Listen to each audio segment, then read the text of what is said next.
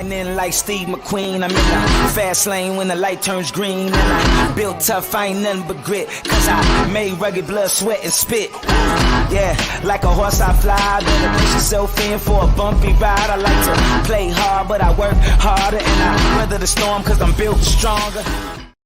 What is up, ladies and gentlemen? We are back. We are live. It is the Freight Coach Morning Show, the top morning show in transportation, coming to you guys every single weekday, 8:30 a.m. Pacific, 10:30 Central, to break down some industry headlines and, most importantly, provide some actual insight into what you can do with all of this information. If this is your first time tuning in, welcome. This is the real side of freight, ladies and gentlemen. And what do I mean by that? Excuse me. I mean, I only speak to transportation professionals on this show, as well as my twice-a-week long-form podcast, you guys, because I want to talk to the individuals who have done what you're looking to do or who are currently doing what you're trying to achieve. So you can take all of that, apply it, utilize it, and see a meaningful difference in your business and your life. It's one of the many, many reasons why I proudly fly this American flag behind me every single day. A, we're the greatest nation on earth, but B, I'm living my American dream, and I want to help each and every one of you live yours as well. Solo show today. We got some articles to break down, and yeah, I'm looking forward to this week, you guys. There's a lot of big things happening this week. I can feel it. A lot of good things are coming.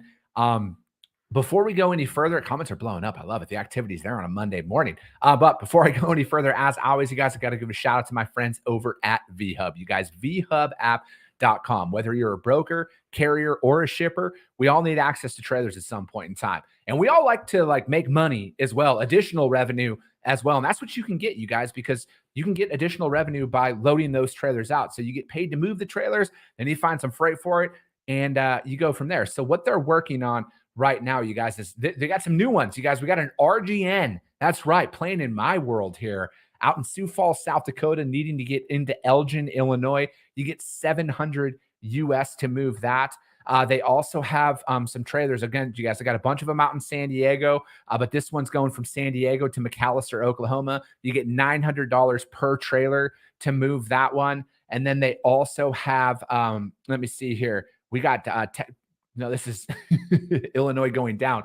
Wilmington, Illinois going down to Dallas, Texas, you guys. It's the standard drive, and there's a make an offer on that. And to do that, you guys just jump on VHub, go to VHubApp.com, and to reach out to them to put out on that offer. And as always, you guys can do me a favor, give Zach Lonergan here a heads up, as well as Stacy Steen. They're always in the audience. You guys just do me a favor, let them know that the Freight Coach sent you. Oh, I did the wrong thing there. Press the wrong button. John Radvansky, he says there's a cold front in North Texas today. The high will only be 100.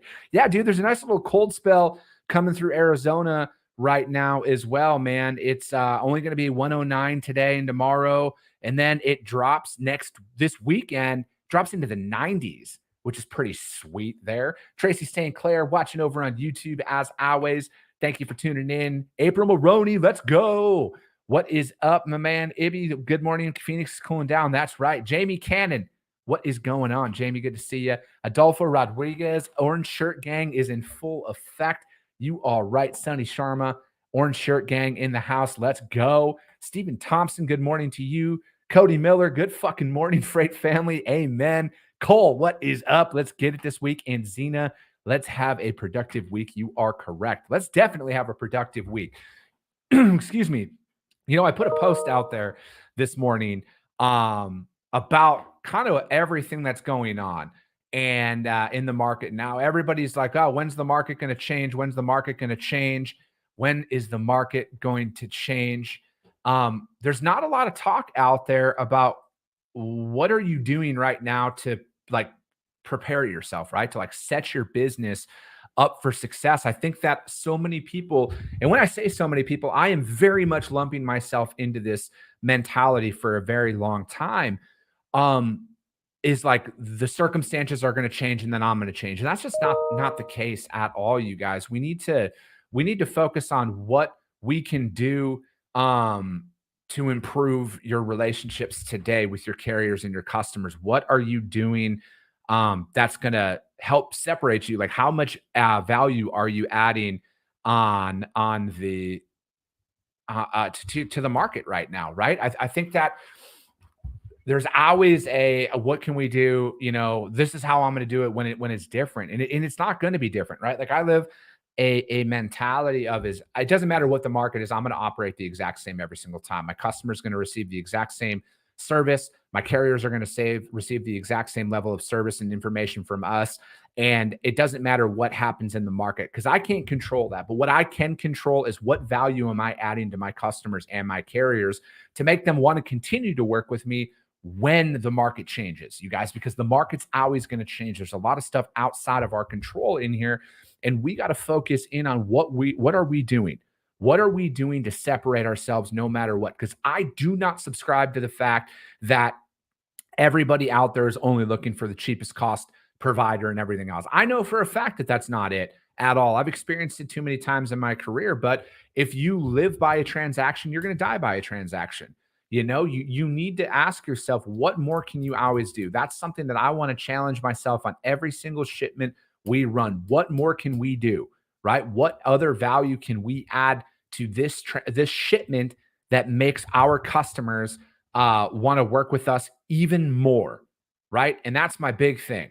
I just want to build up loyalty out there for my customers and my carriers because the market's going to shift, things are going to change. But again, I'm never satisfied, right? Like I want us to always be looking at what more can we do? Because I think that the second you're like, oh, we're good, that's when complacency comes in. And that's when people's heads start getting bigger and thinking that they're better than they really are as a provider. And they let the little things slide. And to me personally, the little things is what gets you and keeps you in somebody's network, right? Like just because you offer a service doesn't mean you're fucking entitled to anybody's business, right? You can move 1,000 shipments, you guys, for a customer. But if you think for a second you're entitled to that 1,000 and first, you're going to start working yourself out. You got to be focused on are you constantly adding value in their networks to really stay inside of their networks? Because, you know, relationships is the name of the game, right? And I don't see that talk out there as much right now that I did from a lot of the brokers who watch the show, like had happened over the last couple of years is, oh, you know, we need relationships. Well, this isn't everybody, right? Like I'm not trying to make blanket statements, but I don't see those as much right now when the market is in their favor. And that to me shows everything I need to know about a service provider is you're just going to play it out, try and maximize. And again, I'm a capitalist at heart. I want everybody to make money, but your mentality in that moment is how can I just get it today? And then at the complete expense of what is going to happen in 12 months from now or anything, you know, like that. And that's what, you know, again, is when you're focused on today only, and a lot of that ties into the spot market carriers, you know, not the carriers, excuse me, the brokers who win this freight, and then they only just post every load out there onto the spot market every single time. It doesn't matter that they found quality carriers to haul their freight for them in the past. They're going to keep going out there and finding the cheapest truck. I don't think that that's a winning mentality long term. I truly don't. And I just want to challenge everybody to start thinking of things differently in the market, because things are going to change again. And then in maybe 6 months, maybe 12 months, I don't know. I don't have a crystal ball. Nobody has a crystal ball on when things are actually going to be different out there. But when they are, just pay attention, you guys. Pay attention to this post on social media. Everyone's going to be crying a different tune back then. And I get it, you guys. You know, but here that's what you know, the biggest thing that I meant by the post today is stop paying attention to outside noise. Control what you can control inside of your organization. You know, another company's performance has zero effect on mine. And that's it. That's my focus is inside of my four walls and improving that so I can continue to earn customers and earn carriers as well. Because as a broker, you need them both. They're 1A and 1B of importance. And that's going to be my focus. And again, you guys, I have, you know, that's the whole point of this platform and everything is just to put information out there. I'm just going to show people, right? Like I'm not going to talk. I'm just going to show people what we do and what we apply. So that is going to be my little spiel for this morning.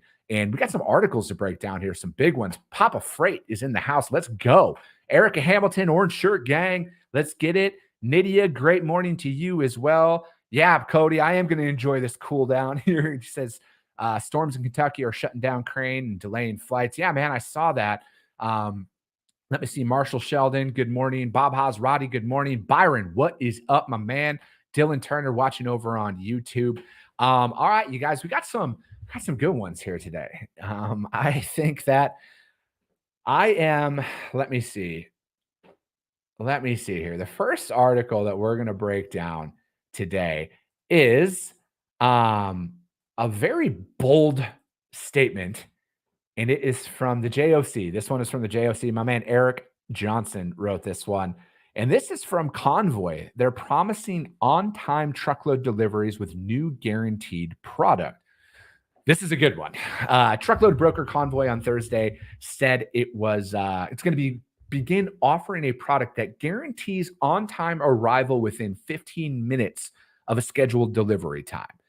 Convoy has been testing the product called Convoy Just in Time over the past year with a group of automotive and industrial manufacturers and CPGs, consumer packaged good companies, with 98% of those test shipments arriving within the allotted 30-minute delivery window. If a shipment booked using this arrives more than 15 minutes early or late, the broker said it will cover an agreed upon portion of penalty costs owed by the shipper to the factory or retail delivery facility. Shipments that arrive early or late can result in shutdowns that cost manufacturers on average $22,000 per minute, Convoy said in a statement. Similarly, consumer product companies often need to adhere to stringent on-time delivery policies at retailers' facilities or incur fines that were out there. Let me see. Convoy said the goal is to give shippers the ability to meet tight delivery windows while overcoming asset-based carriers' historical lack of flexibility in helping their suppliers adhere to on-time performance metrics from their retail and industrial customers. The company did not reveal the difference in price between just-in-time and its standard truckload service. I don't know if necessarily insulting the people hauling the freight is the best move to put out there, but I digress. Back to the article. To meet these requirements, of just-in-time shippers while maximizing fleet utilization, these carriers need to plan weeks in advance to position their trucks and drop trailers and optimize the routing of these assets, Convoy said. The rigidity of, I didn't even know that was rigidity. That's fun to say. Often leads to an inadequate response when demand fluctuates. Any surge in volume can result in the need for expedited carriers who charge premiums. Just-in-time uses Convoy's brokerage network of more than 40,000 trucks and a pool of several thousand drop trailers, which the company said, in this article, this is how I'm reading it. And again, this is I went to public school, you guys. I went to state college, so take this for what it's worth. They're literally putting out here, based off of what I'm reading, they are literally saying, we're just going to take this freight and post it out to our 400,000 trucks. 400,000 trucks. Like, I don't see how this is any different than what other people are doing out there, outside of the fact that they're saying, hey, we'll eat a loss. But in a lot of these situations, a lot of expedited customers, all of that shit is in your contract. If you're going to take this load and you are late for any reason, this is the fine that is incorporated with it. This goes on to say the latest attempt at innovation. This new product is a string of releases over the past few years that included Convoy Go, the company's drop and hook program. We got VHub. We got VHub for all our drop and hook needs out there. Anyways, and guaranteed primary, which ensures the capacity for priority truckload freight for shippers. Willing agreed to a fixed margin on rates. Most recent releases include a visibility tool. Let me see here. And then it also, like the brokers, they also want other brokers to post freight on their stuff. In May, Convoy Drive, appointment scheduling standards. Collectively, those products paint a picture of freight intermediary aiming to innovate in what some considered, but industry veterans have been critical of this approach, arguing that Convoy is merely repackaging long ago tested products in a shiny new wrapper. At the time, Convoy has undergone several rounds of layoffs, just months after it landed $410 million of funding. It's got a $3.8 billion valuation. The truckload market in general has suffered for most of 2023. Convoy has long argued its approach using the data gleaned from its app to secure eventually will lead to better margins, lower cost. Maybe they're using all the money they're saving from the layoffs that they've put out there to eat some of these losses. I don't want to say that because I don't know. I read a lot of this and I see it very challenging to differentiate what is already out there and what a lot of expedited companies are already offering. I think like the biggest thing that stuck out to me was that they said that essentially they're going to just broker this out to the 400,000 trucks in their network. Again, I don't have any proprietary insight. I don't speak to anybody at Convoy, but I would want to know again, like, how is that different, right? Like, how is that different than me talking to a customer who needs expedited services, agreeing to any of those fines that could come along with it, which every transportation provider does at that point, and then just going out and brokering the load to my network of carriers. Like, I don't see the innovation. I really don't. I think that, again, a lot of the stuff that they're releasing as a company is automating a lot of this. And again, it could very well work, and it's going to work for some shippers out there, right? Some people are going to be all about this, but I just don't see from my perspective how this is any different than what anybody else is doing out there. I truly don't. This is just based on this article and the other articles that I've read on this, because like I wanted to find the innovation here. I truly did. I'm again, I'll say this, at least Convoy is putting themselves out there like that and saying it, but I just know that from my perspective, this is no different from the information that I have found on the articles released. There is no differentiating factor between what they're doing and what anybody else is doing already out there in the market, except for maybe it's just done on their app now. So that's the discernible difference that it is, but I just don't see it. Well-written article. Eric Johnson's great. If you guys aren't following Eric Johnson, follow him. I definitely love the JOC and all the articles that they put out there, you guys. And I subscribe to the JOC. Yeah, I think it's well worth it. But yeah, that was a good article. But again, I don't see where the value lies. I truly don't. I didn't find it. Nothing stuck out to me as anything other than marketing. So JOC.com, Convoy promises on-time truckload deliveries with new guaranteed product. All the links to the articles, you guys, are over on the Freight Coach YouTube channel, as well as a Coffee with the Freight Coach audio-only replay, which is up on iTunes and Spotify almost immediately after the show. Patrick Provance, what is up? Andrew Teal, using the fines of an auto OEM as an example, but applying it to CPG, whose fines may be considerably less and paying a portion. Yeah, man, you're bringing up good points there, Teal. There's a lot of different... there's a lot of stuff that's out there that's missing, from that one. Bill Robinson said 15 million is early, only cost the driver and transport companies money. Yeah, that's another thing too, man. Again, I've never personally had a driver fined for showing up early ever in my career. I've definitely had drivers who have shown up early and had to wait till their allotted appointment slot because it was, fortunately, I've been involved in some very big projects out there, you guys. I've definitely had a part in building out Allegiant Stadium back in the day, as well as SoFi Stadium. Some of my customers supplied a lot of the shit that's in there. So I've been a part of some of these before. And the worst case scenario I've ever had for a driver showing up early is that they just had to wait for their appointment time and that they wouldn't touch them. I was never personally fined. I'm not saying that that's not anywhere, but yeah, it's going to be interesting to see. Let me see here. Byron said just in time, Papa Freight. Yeah, there you go. Exactly, man. Steven Title. The only differentiation is their marketing. That's right.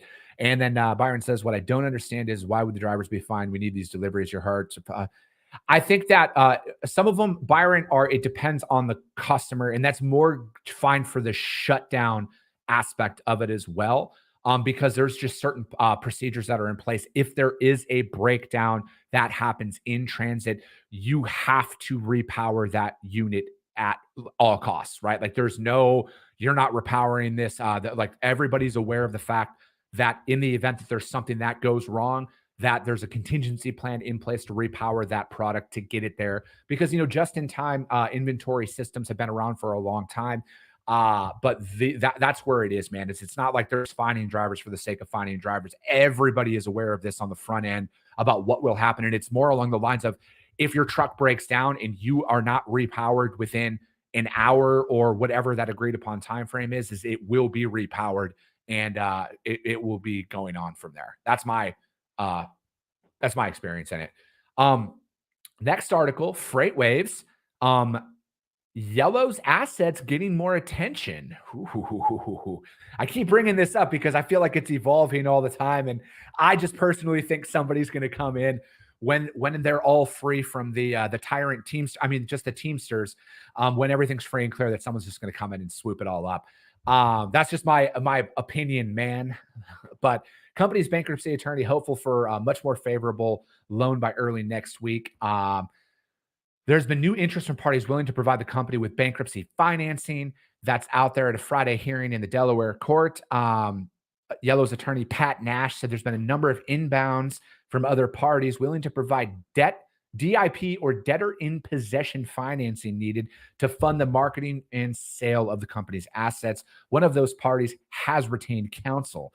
It is also, it was made known at a Wednesday proceeding that LTL carrier Estes and Boston hedge fund MFN Partners, which amassed more than 40% stake during of Yellow's equity in July, were making offers to provide the financing. The offers were said to provide better financial terms, as well as more time to liquidate the company's terminals and equipment. That the deal, provided by Yellow's terms loan lender, Apollo Global Management. Nash said Estes and MFN Partners indicated a willingness to provide new money on a junior basis, which is a concern of Apollo's. Apollo holds first lien position on term loan with $500 million balance, and it also has a lien position ahead of the government on the first tranche of the COVID relief that was out there. Debtor in possession financing allows lenders of new money to take senior lien positions ahead. Nash also said that Estes has provided a term sheet for its proposal. As I stand today, I have optimism that we are going to have one of the parties posting. Maybe we'll have both of these parties posting and willing to put in money on a junior basis on terms and conditions that work for the pre-petition secured parties that was out there. He also is hopeful to have new financing agreement in place on much more favorable terms. And there still appears to be some discrepancy over the term junior. Nash had said some existing lenders have provided comments to their interpretation. And then during the hearing, one of Apollo's lawyers reiterated that the assets should be sold in a manner that maximizes cash proceeds to the estate and not by means of credit bid. And then an attorney for MFN said no one should get preferential treatment out there. And we want to make sure that whomever is the DIP lender, it is MFN or somebody else that allows for the estate to have a robust marketing process and doesn't give a leg up to anyone out there. Yeah. So it's going to be interesting to see. I personally think, again, you guys, I'm just putting this information out there as it comes in to keep people kind of informed about what's going on, because a lot of those things, when big news like this happens in the industry, a lot of people start chirping that haven't really read any article on it, but they're just looking for a little bit of clout out there in the social media universe.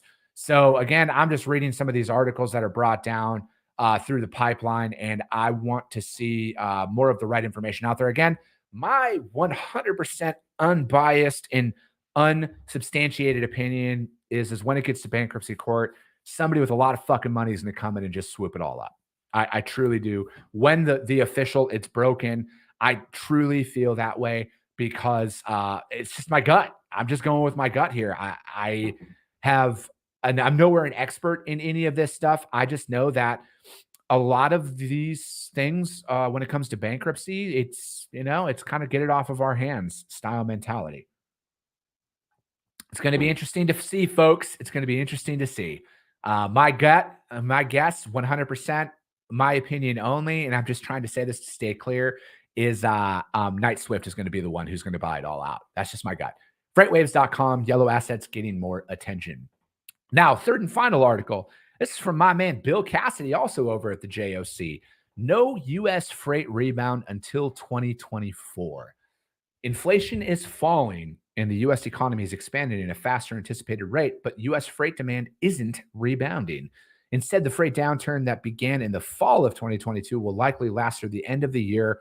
And for the U.S. trucking sector, it could also stretch into Q2 of 2024. And speakers during the JOC's webcast last Thursday said, and even when demand rebounds, they expect modest growth absent, and that was out there. And we think that the truckload spot market has hit the bottom, and we're set we're set to start a recovery, but I agree it's probably 2 quarters away, maybe 3. I'm just saying, you guys just jump on green screens right now, and they can definitely keep you in the market because the freight's going to move, right? Like, and I think like when a lot of people see like anticipated rebound in 2024, they think like, oh, what? Well, I'm just going to wait for that to happen. But I think like you guys investing in your company right now is to get you better prepared for this because like there is a lot of freight that moves out there, you guys, that doesn't make the traditional spot market, right? It's off bid in the RFP and everything else. There's a lot of opportunity that doesn't go out there. So again, how do you price that stuff right now? Use my friends in the upper right-hand corner of your guys' screen. I mean, I literally use them. I'm using them right now inside of an RFP that I'm doing inside of my brokerage, and we returned some very favorable feedback with that, you guys. And again, I think that that's how you navigate through a lot of this stuff because this is where you can utilize a tool like green screens, you guys, to create your own freight market. And that's your big thing is you want to create your own freight market. I truly feel like you got to keep your customers and your carriers off the spot market. And that's, to keep the most up-to-date pricing. And that's where a lot of us are, right? Like that's where I am in a lot of my customers, right? Like I'm going in there, I'm the new kid on the block, right? I've only moved a handful of shipments for some of my newer customers and I'm judged on price right now. But I won't be judged on price in the future because I'm going to fucking improve every single metric that they have to add value to their network as a whole. I will be their top provider. It's only a matter of time. Price is a thing, but I think also when we're looking at this, we need to say, how can you stay top of mind right now? And then, we're talking about, they're also talking about green shoots in the housing demand, which they're talking about is shockingly resilient to higher mortgage interest rates. It's likely the housing recession is behind us. And it looks like Jason Miller. Sorry, I'm just bouncing around here, you guys. The current freight market resembles a soft patch of 2012 to 2013 or a slowdown of 2016 to 17. We're probably looking at another 6 to 9 months before we start to get out of this. U.S. nationwide truck shipment levels have now decreased 5 consecutive quarters. According to Bobby Holland, who's a freight analytics at U.S. Bank, total volumes dropped 1.2% on a sequential basis and 9% year over year. Shipper spending on transportation dropped 8.3% in Q1 and 10.9% from a year ago in the second quarter. Again, that's very natural in when the markets shift and drop. Obviously, rates are going to drop, things are going to drop in that. And it talks about the Southwest standing out. The Southwest region from Texas, Oklahoma, and Arizona, for example, shipment volumes rose 2.9% from the first quarter and 15% year over year in the second quarter. The Southwest is a powerhouse. We attribute this to cross-border trade with Mexico, and it's also a shift in imports from the West Coast to the port of Houston, which we've talked about on this show. The port of Houston is popping. In other regions, including the West Coast, Holland sees greater consolidations of freight affecting the shipment volume. And by contrast, the Northeast shipment volume dropped 9.2%. And talks about more sophisticated shippers, and they're using their extended down cycle to rethink their supply chains. What we've generally seen is that shippers are becoming more sophisticated.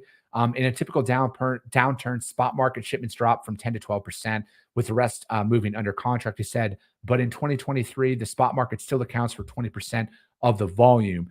Rather than going, this is Chris Capulis from DAT, said that part. The spot market is being used strategically by shippers to avoid routing guides, which happens a lot, you guys. A lot of people shift their contracted rates out into the spot market during these times, during when there's that big of a gap that's out there. And I just think that it's going to be, so again, I say that from my experience, I think that the spot market is going to, like that recovery that I've talked about post Labor Day, is that I think that spot markets rates are going to start to increase. It's kind of very subjective to take what a lot of information is in this article and a lot of graphs that are out there about when people like, what is the definition of a recovery or the start of a recovery. And it's going to be subjective. And there's going to be a lot of people out there who's going to say my data is better than yours, kind of just what happens out there. But again, I think that you got to focus on what can you do in your organization to provide the most accurate pricing to gain as much market share as possible in this downturn and really position yourself to how can you stand out from all other providers out there. I love the fact that as a broker, I am compared when I reach out to everybody else that they deal with, right? Because I know for a fact when I earn their business, I am going to fucking separate myself so much faster than everybody else out there. I love the competition side of this stuff. I just need one chance. And that's what's going to happen is again, what can you do, you guys, in your business today to sustain where we're going and however long this extends out to? Is what can you do to control that to earn as much business as possible in this time? And yeah, that's going to be it though. You guys, JOC.com, no US freight rebound until 2024, analysts said. But that's going to be it for today, you guys. I'll be back tomorrow, the Freight Coach Morning Show, 8:30 a.m. Pacific, 10:30 Central. As always, if you guys got value, subscribe and share the show, you guys. Rank the show, YouTube, iTunes, Spotify. That's how we reach more people. That's how we are the top show in transportation, is because of each and every one of you. I appreciate you guys. I love you guys, and we'll be talking to you soon.